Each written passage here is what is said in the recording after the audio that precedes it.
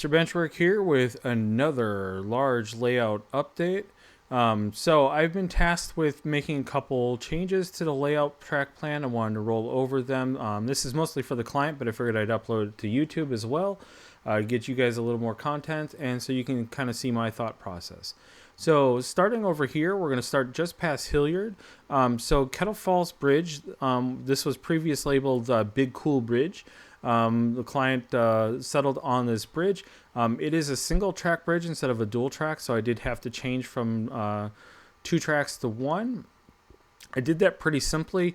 I did add a switch over here and deleted a switch over on the far side, and just made that a single track over the water. Now, the Kettle Falls Bridge also does happen to have a road bridge right next to it, which is actually pretty big, pretty impressive. Now, obviously, the client doesn't need to build this, but I'd put it in the drawing nonetheless because it made a lot of sense, and I think visually it'd be pretty interesting to have the 2 different layers of bridges in the same area. Keep in mind that this area here, I've got a thin red line here, is dead center on the entry door for the main room. So it's going to be a pretty impressive view. The next thing I did, and this actually took me quite a bit, is I actually had to redraw Spokane completely. I finally found some actual blueprints of the island, and I wanted to make sure that it looked right. So this is what we're looking at. So this is Havermills Island. So this is the Great Northern train depot, which was on the island itself. Makes no sense to me, but it worked well for them. And then there was a bunch of other things. So one of the things I did notice immediately on this drawing is there is actually a double crossover. Double crossovers are actually fairly rare on mainline railroads. You'll see them more on urban passenger lines and that sort of thing. So Chicago CTA, for example, has quite a few of them. And they're mostly for saving space. Now, in this particular case, it actually does make sense because all the stuff here on the left-hand side is a giant bridge, and then all the stuff on the right-hand side over here, this is all train depot. So, you know, it's a pretty busy area. So to get the trains to where they needed to get them, it made sense to go ahead and put the double crossover in. So I'm going to go back to the other layer so you can see I've actually drawn directly on top of it. It is accurate to HO scale, which means it is a little larger than you might suspect. So this one module, for example, that's 8 feet across. Now, the reason why I went through all of this effort to redraw this and make this as accurate as humanly possible is nobody lives forever, and I want to make sure that this layout lives on. If it should ever be taken down, I'd like to see that, you know, this area here go to a museum or something of that nature. So I want to make sure that it's built as accurately as possible. In order to make that happen, however, I did have to change the shape of the layout just a little bit. And that's actually what this little red line here is. And I'll go ahead and move that so you can see what's going on. So it did change the shape of the layout just a tad. Not much, but I needed a couple extra inches here or there just to make things work. I needed an extra 6 inches on the far left-hand side, for example, in particular. So it did tweak the layout just a little bit, so push the layout out. And then I went ahead and flattened this arc out just a little bit, basically just so I could keep it within the same constraints as far as sticking out into the rest of the room. I want to make sure that he has plenty of room for couches, dinner parties, whatever he might end up using the rest of this space for. So as far as the track plan itself, the only thing I've changed over here is what I had to make it accurate. So it's still got the same number of sidings. There are a couple different switches that have been swapped out, but I just want to make sure that it's accurate. Going over here on the far left side of the layout, so we've got what I call the tunnel area. So Nelson, Golden, Lake Louise, and Banff. Obviously, we are jumping a little bit here or there just to kind of get to where we need to get to. Nelson did get shortened just a little bit. When I was actually at the layout space in person, I did notice a couple little discrepancies in the measurements.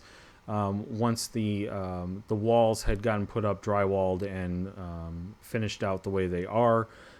It made the hallway just a little bit narrower. So I did go ahead and shrink things down a little bit. Still made sure there was 5 feet or more of clearance for walkway for the whole area.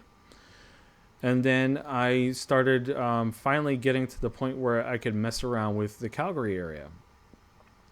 So the main constraint with the Calgary area is I've got this black and dark gray area. This is actually kind of a rock outcropping that's actually built onto the wall, and that can't change. So what we had to do is tweak the layout a little bit. Now I do have several options for Calgary. I'm going to go ahead and turn all of these options off except for option 1.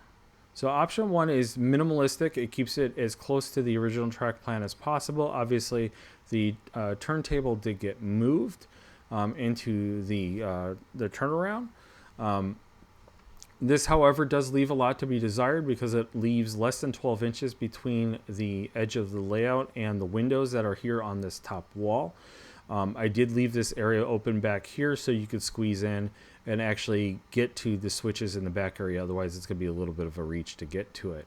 I don't particularly care for this. It does the job, but it's not terribly entertaining.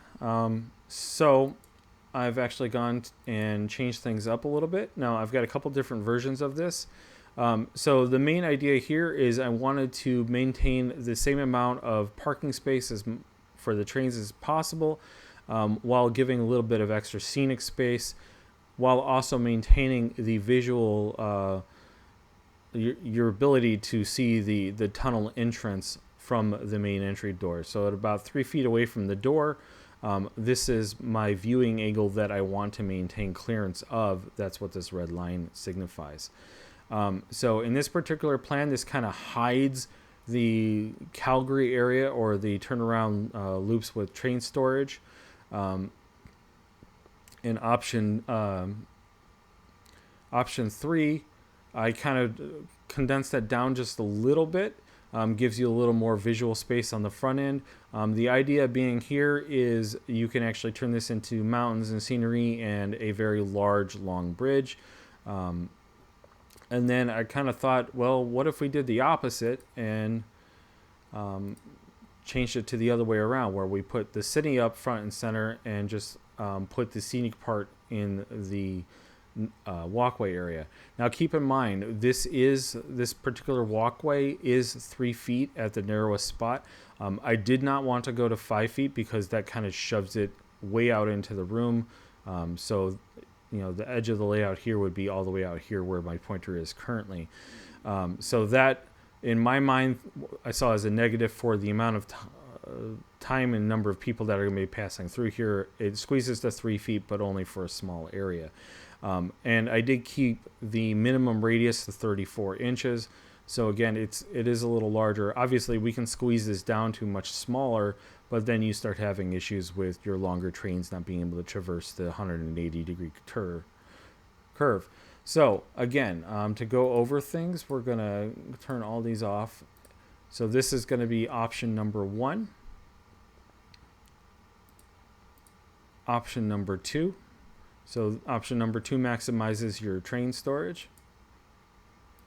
Option number 3 brings it back down to a realistic level, keeps the scenery bits on the outside. And option number 4 puts the yard on the outside, puts the scenery bits on the inside. So that is basically where I'm at. I've spent most of the week doing that because it's been so cold outside. We have made a little progress on the layout. The transfer table in particular has been fighting me left and right, mostly because I'm having to piece it together from multiple kits, and I'm having to re-engineer it because the plastic that it's made out of doesn't stay particularly flat.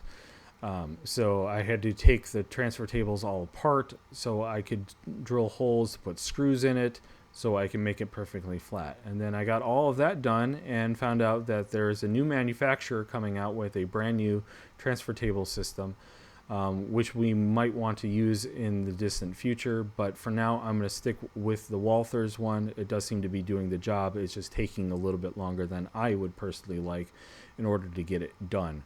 So I will have some photo updates for the client for that as well. But anyway, I hope you found this video helpful and useful. I should have some more visual-based videos on the actual construction of this giant layup sometime fairly soon, and we'll see you on the next video. Thanks for watching.